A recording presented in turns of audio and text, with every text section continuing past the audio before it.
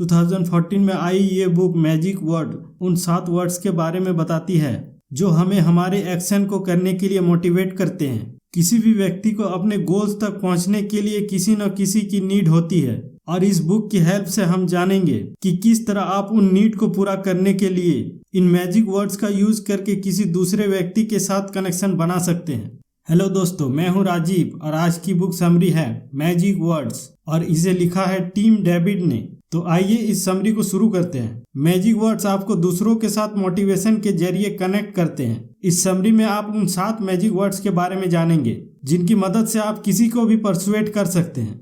मान लीजिए आपकी बेटी रात में अपने दोस्तों के साथ पार्टी करके घर सुबह देर से आई है और उसको कुछ इम्पोर्टेंट होमवर्क करना है, लेकिन उसका मन नहीं है। होमवर्क छोड़कर वो टीवी देखने में बिजी है। तो ऐसे में आप क्या करेंगे? लाजमी है आप गुस्सा करेंगे और इसकी वजह से हो सकता है आप दोनों में बात बंद हो जाए और आपकी बेटी खुद को रूम में लॉक कर ले।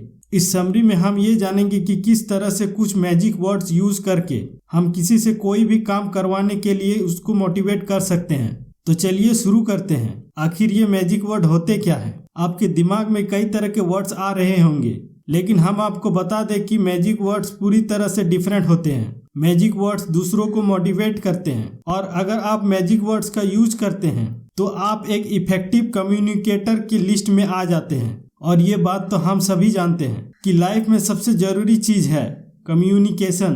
किसी भी काम को करने के लिए आपको कम्युनिकेशन करना आना चाहिए। हालांकि आप लोगों को कुछ भी करवाने के लिए फोर्स करके उनसे कुछ भी करवा सकते हैं, लेकिन जरूरी नहीं है कि ये चीज हमेशा काम आए, क्योंकि लोगों पर जब कोई हुक्म चलाता है तो लोग उस इंसान को कम पसंद करते हैं। इसीलिए यह जरूरी हो जाता है कि आप लोगों के एक्शन को मोटिवेट करें और ये मोटिवेशन आप सिर्फ मैजिक वर्ड्स की हेल्प से कर सकते हैं। मैजिक वर्ड्स की मदद से आप खुद को और अच्छे से एक्सप्रेस कर सकते हैं। जब आप दूसरों को इन्फ्लुएंस करते हैं तो उस टाइम आपको बहुत सी चीजें कंसीडर करनी पड़ती है। अल्बर्ट मेहराबियन, जो कि एक साइकोलॉजिस्ट है, उनका मानना है कि जब हम किसी के साथ कम्युनिकेशन करते हैं तो हम जो बोलते हैं वो 7% ही इफेक्ट शो करता है। बाकी का इफेक्ट हमारी बॉडी लैंग्वेज और वॉइस की टोन से होता है। मैजिक वर्ड्स की मदद से हमारी कम्युनिकेशन इम्प्रूव होती है और हमारी स्पीच और भी ज्यादा क्लियर हो जाती है। मैजिक वर्ड्स तब भी इफेक्टिव होते हैं जब हमारी बॉडी लैंग्वेज और वॉइस टोन खराब होती है। लेकिन एक बात का हमेशा ध्यान रखें, मैजिक वर्ड्स तभी वर्क करते हैं जब एक पॉजिटिव स्ट्रॉन्ग ह्यूमन कनेक्शन के साथ उनको यूज किया जाता है। जब आप किसी के साथ कम्युनिकेशन करते हैं और आप चाहते हैं कि दूसरा व्यक्ति आपके साथ कोऑपरेट करे, तो इसके लिए सामने वाले व्यक्ति को केयर शो करें। सबसे इम्पोर्टेंट मैजिक वर्ड है यस, और जो सबसे बुरा वर्ड है वो है नो। आप दिन भर में कितनी बार यस सुनते हैं या फिर कितनी बार इस वर्ड को यूज करते हैं? ये बहुत ही अच्छा वर्ड है। हर व्यक्ति को यस सुनने की आदत हो गई है। हम चाहते हैं कि कोई हमें ना करे, क्योंकि हर व्यक्ति रिजेक्शन से डरता है। इसीलिए यस सबसे इम्पोर्टेंट मैजिक वर्ड है। तो अगर आप किसी व्यक्ति से कोई काम करवाना चाहते हैं तो उससे कुछ ऐसा सवाल करें कि वो सिर्फ यस में ही उसका जवाब दे सके। ऐसा इसलिए क्योंकि अगर आप किसी से यस कहलवा लेंगे तो वो आपका काम जरूर करेगा। आपके सक्सेसफुल होने की चांस तब और बढ़ जाती है जब आप किसी व्यक्ति को अपना मेन काम करवाने से पहले ही 2 या 3 बार यस कहलवा लेते हैं। एक स्टडी के अकॉर्डिंग सेल्स पर्सन की सेल्स 80% से 32% तक जंप कर जाती है अगर वो सेल करने से पहले अपने कस्टमर से 2-3 बार यस कहलवा लेते हैं। तो हालांकि ये कोई बड़ी बात नहीं, आप सामने वाले व्यक्ति को किसी भी बात पर एग्री करके उससे यस सुन सकते हैं। और एक टैक्टिक है जो यस सुनने के जितना ही इम्पोर्टेंट है, और वो है नो ना सुनना। हमेशा यस मोड में रहें, क्योंकि जब भी आप कोई नेगेटिव चीज मेंशन कर देते हैं तो कन्वर्जेशन पॉजिटिव से नेगेटिव इमोशन जैसे कि फियर, कंसर्न और रिजेक्शन की तरफ मूव हो जाती है। मान लीजिए किसी एयरलाइन का कैप्शन है नॉट टू बी कंसर्नेड, तो ऐसे कैप्शन को देखकर भी पैसेंजर्स को कोई पॉजिटिव चेंज नहीं आएगा। इसीलिए कोशिश करिए कि नेगेटिव वर्ड्स को पूरी तरह अवॉइड करें और हाँ, यस का ज्यादा यूज भी ना करें।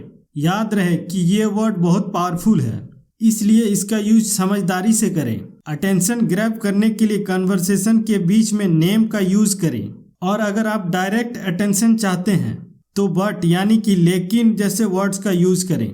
इमेजिन करिए कि आप एक क्राउडेड बार में हैं जहां पर बहुत ज़्यादा शोर हो रहा है। वहां पर इतना शोर है कि आप अपने बगल में बैठे इंसान की आवाज़ भी नहीं सुन पा रहे हैं।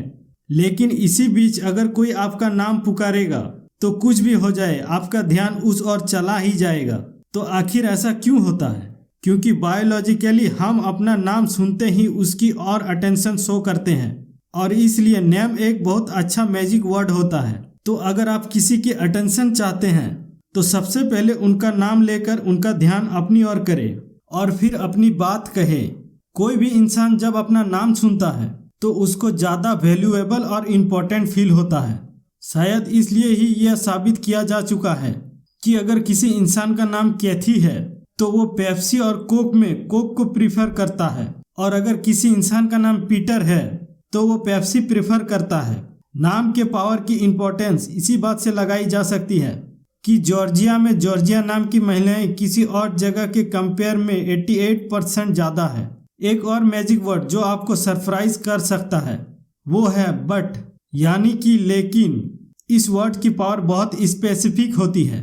जब आप किसी सेंटेंस में इस वर्ड का यूज करते हैं तो इसकी हेल्प से आप अपनी पहले कही हुई बात की इम्पोर्टेंस को कम कर देते हैं। तो किसी भी कन्वर्सेशन में आप उन इंफॉर्मेशन से स्टार्ट करें जो ज़्यादा इम्पोर्टेंट नहीं है, और फिर बीच में बट का यूज करके उस बात को कहें जो आप कहना चाहते हैं।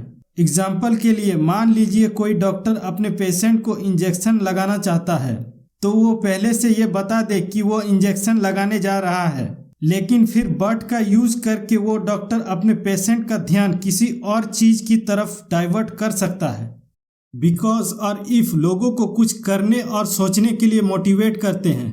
हर इंसान जब भी कुछ देखता है या करता है तो वो उसके पीछे का रीजन जरूर जानना चाहता है, और अगर आप उस इंसान को किसी काम के पीछे का रीजन बता देंगे तो वो इंसान उस काम को करने के लिए ज़्यादा मोटिवेट हो जाएगा।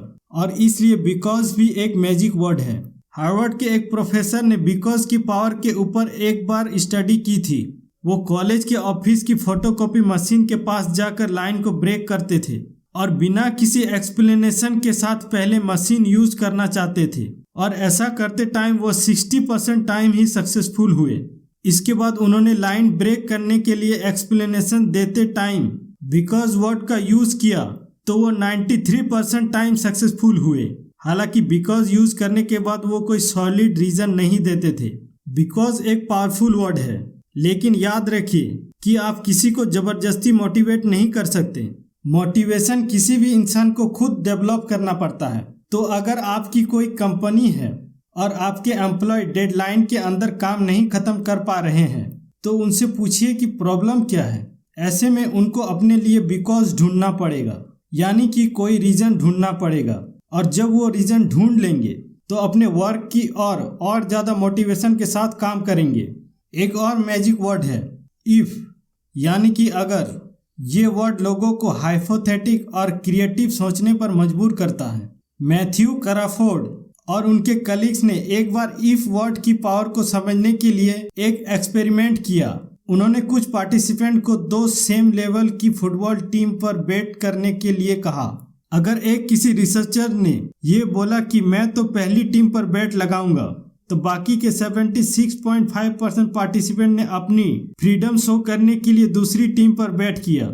लेकिन अगर उसी रिसर्चर ने बेट करते टाइम ये बोला कि अगर तुमने जिस टीम पर बेट किया वो हार गई तो तुम्हें कैसा फील होगा, ऐसा सुनने के बाद 73% पार्टिसिपेंट ने अपना डिसीजन चेंज कर दिया। तो आप भी इफ वर्ड का यूज लोगों के थॉट को किसी एक डायरेक्शन में ले जाने के लिए करें। अगर कोई कहता कि वो कोई काम नहीं कर सकता तो सिर्फ इतना न कहें कि तुम ये काम कर सकते हो, बल्कि कहें कि अगर तुम ये काम कर लोगे तो क्या करोगे।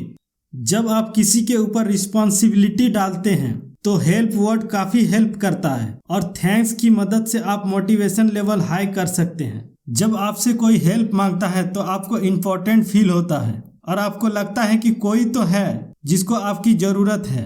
इसीलिए हेल्प एक मैजिक वर्ड है।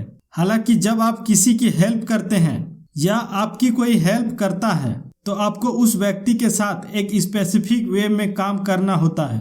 मान लीजिए आप अपनी क्रिकेट टीम के कप्तान हैं और एक नया प्लेयर आपकी टीम में आया है। आप काफी दिनों से शॉर्ट बॉल खेलने में दिक्कत फील कर रहे हैं और जो नया प्लेयर है वो शॉर्ट बॉल का काफी अच्छा प्लेयर है।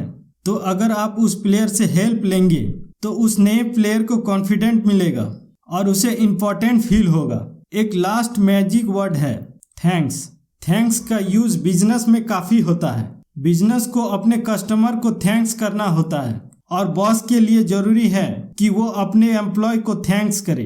थैंक्स की वजह से कस्टमर हैप्पी रहते हैं और एम्प्लॉय मोटिवेट रहते हैं।